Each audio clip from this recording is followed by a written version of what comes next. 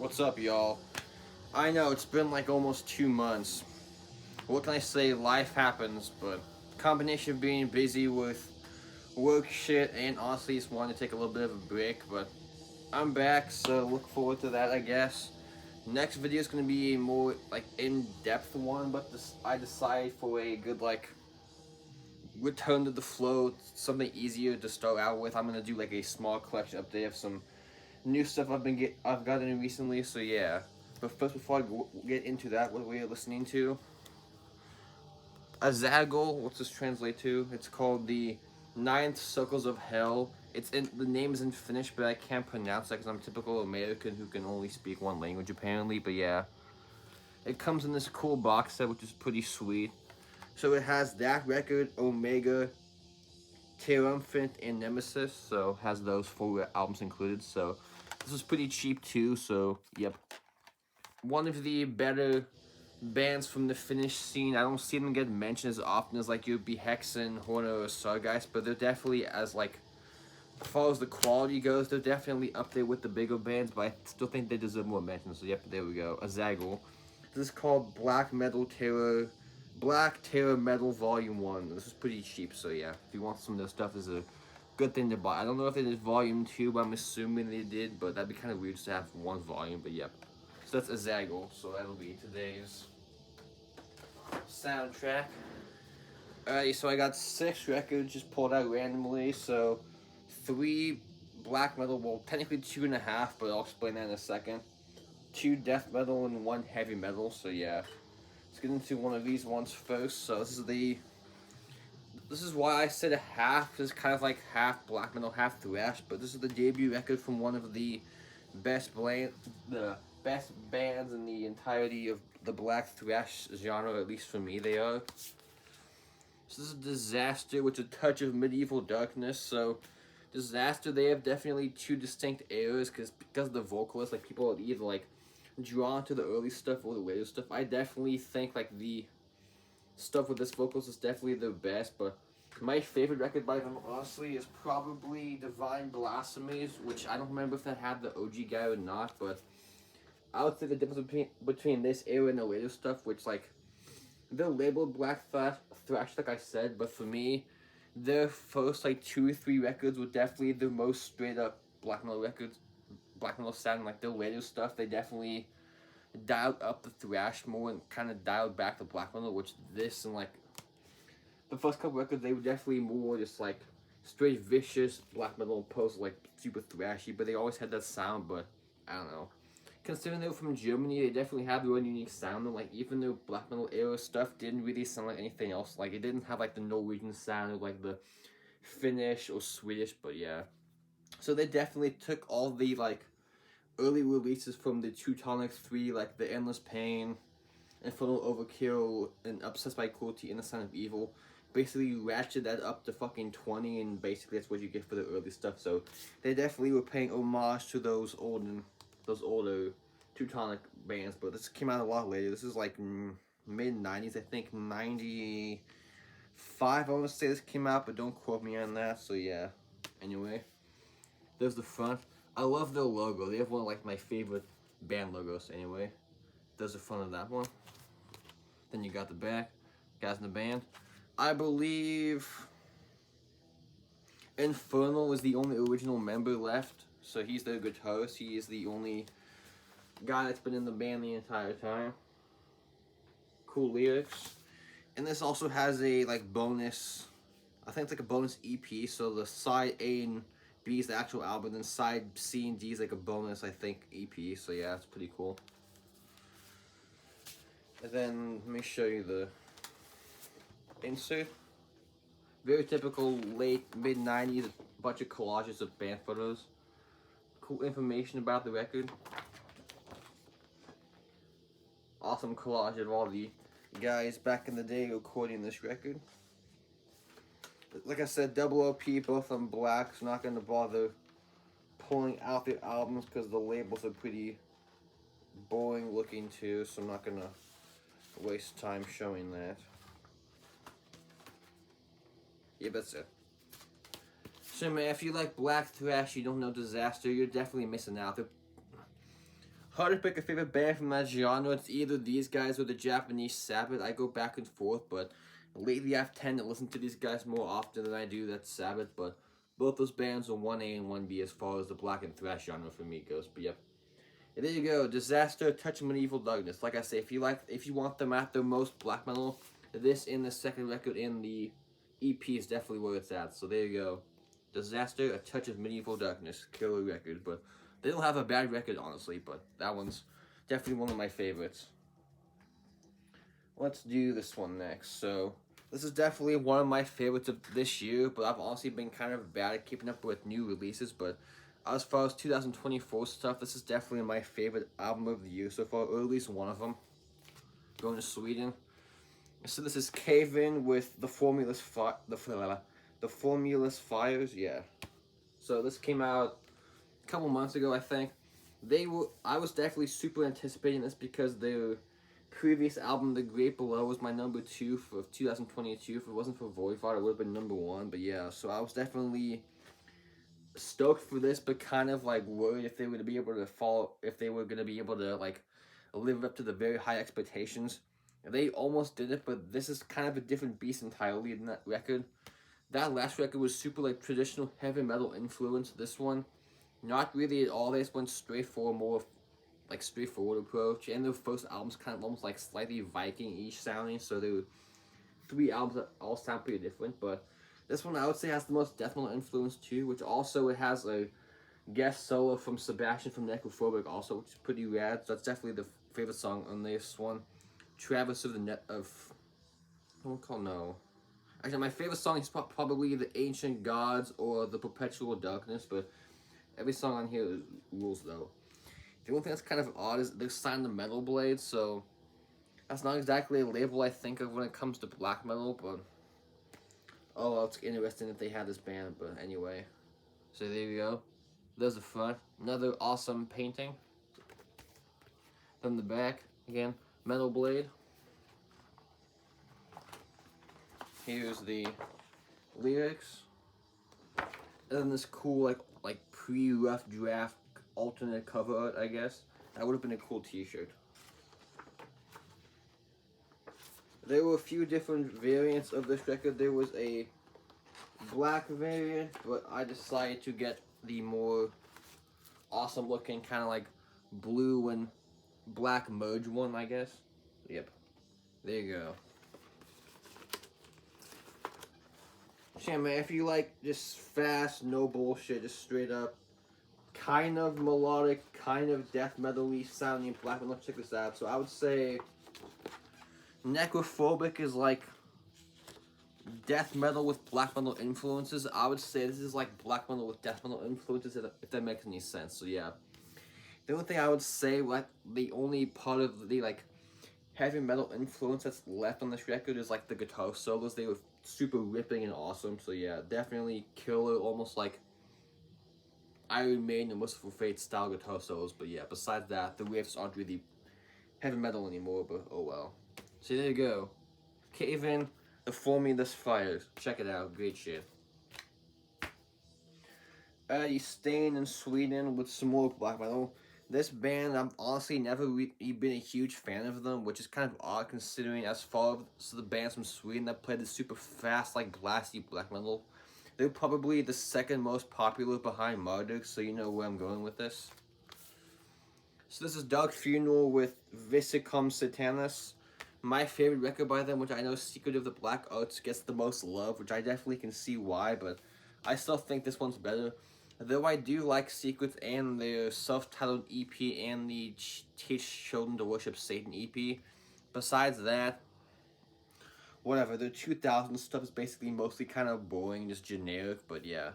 This is definitely awesome though, because I think my problem with their modern stuff is they just went like 1,000 miles per hour. Every single song just basically sounds exactly the same, which here there was actually like memorable parts. It's not just super fast for every single song, which I like that style, but I have to be in the mood for just a 30-minute blast beat. But honestly, my favorite band that does that style is Thy Primordial, so there's that. But yeah, this came out in 98, I'm assuming, because I think Secrets was 96, so I believe this came out in 98, so that's cool. This is a 2000 21 Osmos Productions reissue. So, yep, there you go.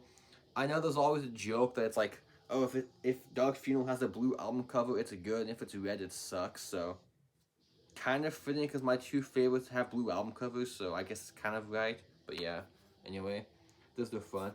Another one of the best band logos. I like the logo, but this cover kind of sucks. But oh well. Anyway, here you go. Here's the front. Then the back. Obviously, if you know your history, you know the...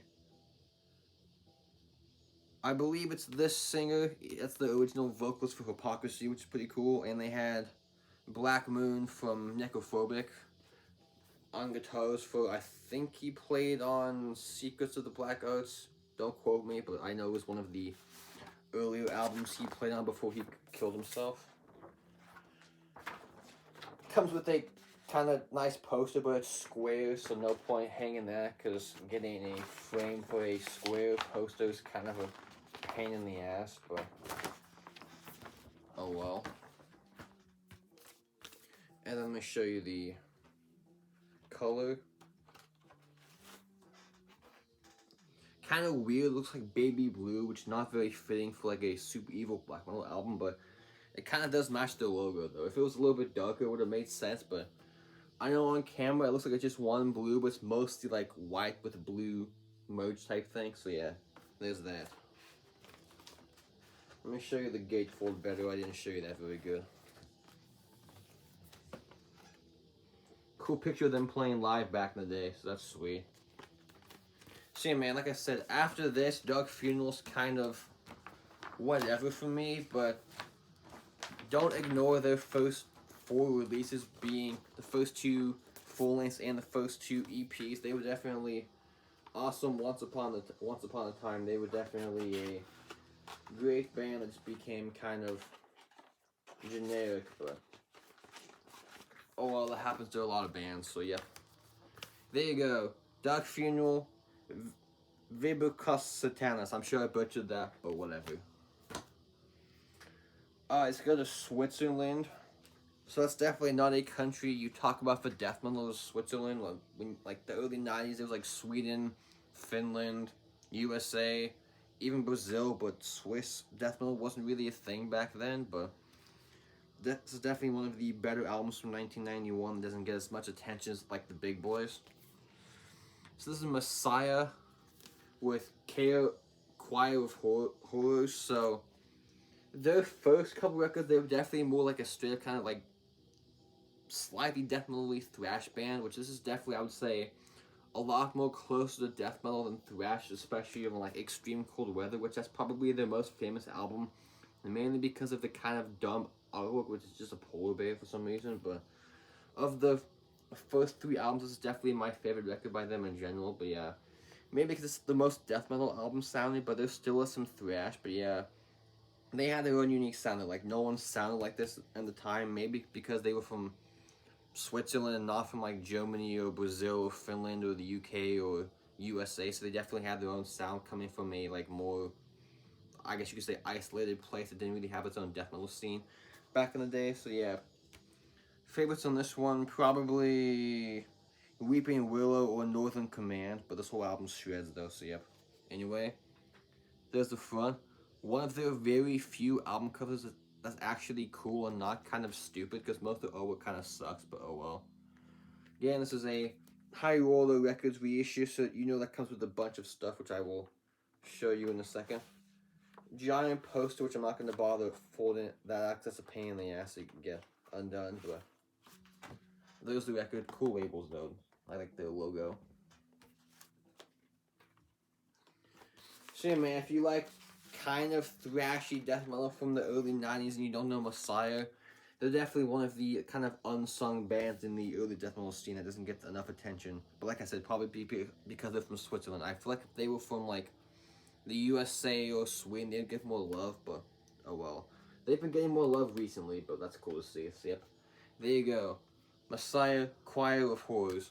Awesome record. That should not go unnoticed. Here's one of my favorite new wave of British heavy metal albums that doesn't get enough attention, I think. Well, if you know your stuff besides like your super obvious bands, you know this one.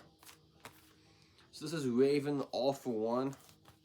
So this came out in '83, I believe, which I know their first two albums were definitely more like a speed metal direction. This one I would say is more like straight up traditional heavy metal, though the first song on side B, Hunch Wrong and Quarter, that's definitely one of their best songs. It's probably the fastest on this record, so yeah. Wiped Out's probably my favorite record by them, but their first three are awesome. But like I say, if you just want them at a more like traditional heavy metal sound instead of like a more speed metal sound, it's definitely a awesome record. So anyway, there's the front. There you go. One of the kind of dumbest but awesome band photos ever. Pretty funny with the guy with the hockey mask on, which they're not even Canadian, so I thought that was always funny. Sweet Purple LP. Doesn't really match this at all, but oh well. Giant poster, not going to bother pulling that out. But here's the insert, which I don't keep the record in this, but it came with another record sleeve. I keep that in this instead. And then it comes with a typical High Roller Records order sheet, which I'm not going to bother pulling that out because I'm sure most of those records are probably not in stock anymore, but oh well. Comes with this bonus picture of them and Metallica back in the day. It looks like it's the Kill 'Em All era, because I believe that was Metallica's first like big tour was with them and Raven back in the day, which is pretty cool. And there's also a song on here called Seek and Destroy, so this came out the same year as Kill 'Em All, so I don't know who influenced who with that song title, but oh well. And then I haven't opened this yet, but it comes with a bonus like 10-inch of them and Udo Dirkschneider from Accept, which is pretty cool. So there's that. I'll listen to this eventually, but I have like maybe 10 inches and I barely play them, but oh well. Shit, man, like I say, if you like this good, no bullshit, straight up heavy metal with a little bit of speed metal in the sound, check this out. The first three Raven records definitely awesome. After this one, I'm not really familiar with most of this stuff, but I've heard a couple songs here or there. They sounded good, but like I said, when it comes to them, their first three is basically the essentials, but there you go, Raven All For One. Alright, the last one, save the best for last. I was in New York recently for work mostly, but one of the days I did make it to Generation Records, which is awesome to finally get to see that place. And this is, when I saw this, this was like the holy shit. I didn't think they would have anything by this band, because you never see this stuff in the wild.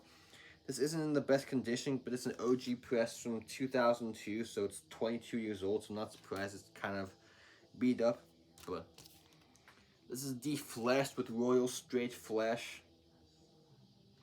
Is this my favorite Defleshed record? No, it's probably my fourth favorite, honestly. It's probably Under the Blade, Fast Forward, and Reclaim the Beast I like more than this record, but this one is awesome though. But they don't have a bad album in my opinion, so yeah. Defleshed, definitely one of the more underrated Swedish death metal bands in my opinion. Like, the label Death Thrash, which kind of, but I would say they mostly thrash because it's like death metal with the thrash super like fasty, wow, super fast in your face, like almost like Rain and Blood death metal style, I guess you could say, but they definitely have their own sound though, so yeah. Like, if I have one problem with this, the production's kind of odd, the drums are pretty weird sounding, but musically it rips though. Favorite songs in this one, Hand Over Fist, Feed Up on the Fallen, the title track, and Dangerous When Dead. But like I said, this whole album shreds though. But anyway, you can see kind of not the best shape. You have like a corner band, some like seam split thing up here, like a little bit of like folding action. But like I said, it is from 2002, so it's 22 years old at this point. But oh well. There you go. Oh, there's also a bonus track. They covered Radiation Sickness from Nuclear Assault, which is pretty rad. So that's awesome. But anyway, there's the front and the back. Guys in the band, this is, like I said, the OG press from Regain Records, which it would be cool if they need to get their stuff reissued, because some of them are only like CD or picture disc only, so to have a actual legitimate pressing would be rad, so hopefully soon. I saw on Instagram that they're doing, like, they finally got the rights. They're working on getting the rights back to the early stuff. That's why it's not on Spotify. So they're finally putting their other albums on Spotify just besides the, like, last record. So, and I asked if they're gonna work on reissues, and they haven't replied to my comment yet. So if anyone's watching, guys, can you please reissue, like, specifically Fast Forward and Under the Blade? That would be sweet. But yeah, so there you go, man. D-Flesh, definitely of the records I bought in New York, this was definitely the, like, holy shit, I can't believe they have that record. So there you go, D-Flesh, Royal Straight Flesh. Check it out. So that's all I got. Shorter video today, but oh well.